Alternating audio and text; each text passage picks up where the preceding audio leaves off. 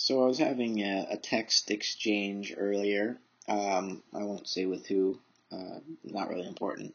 But it was about the topic, the general topic of the relation between science and religion. And the person I was talking with thought that these two ways of knowing would forever be in conflict because, according to them, science is interested in the truth, the facts, and religion is interested in denying the facts. And you know, for me, that's such a vast oversimplification, and really, it's unfair. Certainly, there are forms of religious belief that I find sort of regressive, but religion in its highest form, I think, is a genuine expression of a human need that cannot be done without. Just as science is the expression of a human need that we cannot live without. Science gives us knowledge about the world we experience through our senses. Religion gives us knowledge about the world we experience internally. We don't see meaning. We have to intuit it, feel it, imagine it. And, the human being is a composition of all these various faculties, and to assume that we could dispense with the desire to know why, the desire to have meaning, to understand where we came from, where we're going, what we're supposed to be doing here, and so forth. I think that's delusory. We need answers to these questions, and science can't give them to us. It's not science's job to give them to us. But we as human beings are going to continue to ask them. And I think ideally, science and religion do not need to be in such conflict with one another. They're two sides, two aspects of the human condition. And I think anyone who's honest with themselves would recognize that to be whole, you need both truth and meaning. And truth itself isn't solely the province of science either. To know the truth about reality, you're talking about a metaphysical endeavor.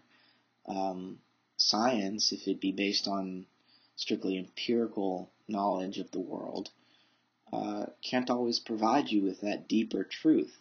It can give you a correspondence between, a certain measurement and a feature of the world so measured, but that's not exactly the kind of truth that most of us desire to fulfill that deep yearning we have to understand our place in the universe.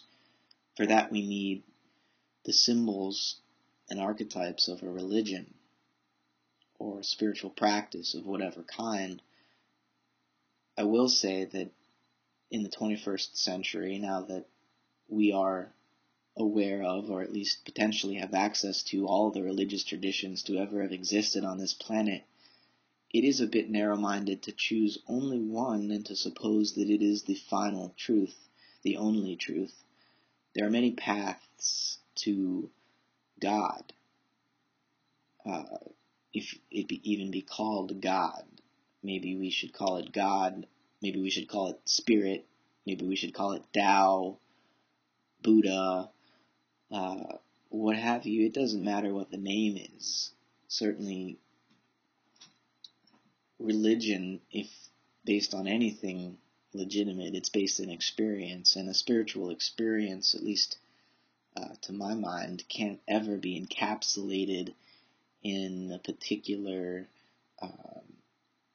dogma, a particular doctrine, a particular way of wording. It will forever be ineffable,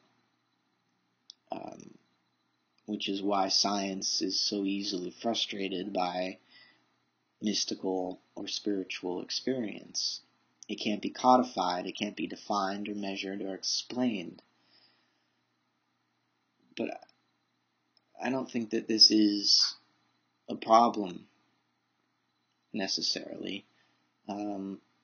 there are different kinds of knowledge. There's knowledge based in experience and knowledge which is based in measurement, and they're both valuable in their own way. There's no reason to have to choose one over the other, or to say that one is better than the other. We just have to be able to hold multiple perspectives in mind at once.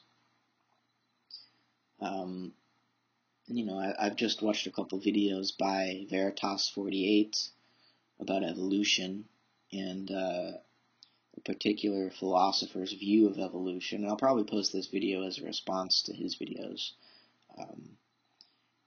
And I won't go through the argument of this particular philosopher. You can watch Veritas's videos if you're interested. But the assumption is made that evolution, if true, means that our existence here today as human beings is the result of a completely purposeless mechanical process. So we're basically accidents. This is the standard neo-Darwinian view based on a materialist metaphysics. And metaphysics means that it's a system of thought, an interpretation of reality which is established from the beginning, and the facts which are observed are then fit into this pre-established framework. That's what a metaphysical system is. Materialism is one such system. And for us to understand, or at least to have a comprehensive understanding of the nature of reality, we can't avoid making these metaphysical assumptions. Materialism is one kind of metaphysical assumption, which suggests that, as I said, evolution is a purely mechanical process with no purpose. And Veritas was arguing that if this is true, then the whole scientific enterprise itself is called into question, because our very cognitive capacities, our very ability to know the truth about reality, becomes groundless, because evolution is a blind process based only on survival, not based on any particular organism's ability to know the nature of the world within which it exists. And I don't think one can really argue with this way of framing the problem. However, we don't have to understand evolution as a purely blind mechanical process. And so my question for Veritas is that, given the argument which you've laid out, the philosopher you spoke of, Plantinga, assumed if evolution is true, then naturalism can't be true. But he's assumed that evolution is true. And Veritas, I think that you uphold some version of intelligent design, and I just wonder then, what do you think evolution is all about? I mean, from my own point of view, I don't think Darwin's theory of natural selection and variation, random variation, can account for all of the complexity we see in the biosphere, nor can it account for the consciousness internal to the organisms which make up our biosphere.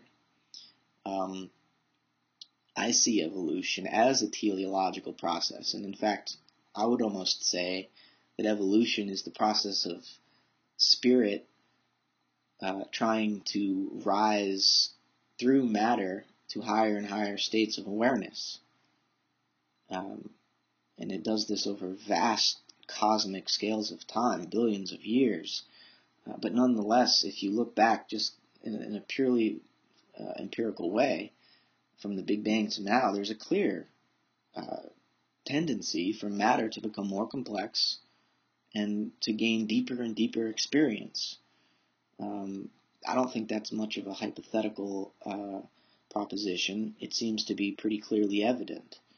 And so we don't need to assume then that the Darwinian picture of evolution is all that evolution could possibly mean for us. That's a particular perspective on evolution, very narrow metaphysical materialist perspective, which I don't think, at least in my personal opinion, can account for what we know and love about the world as it exists today. So, as this will be a response to Veritas's video, again, My question is, given Plantinga's argument against naturalism, what do you say to evolution? Did we all emerge from a single cell? I think the evidence in favor of that is pretty clear.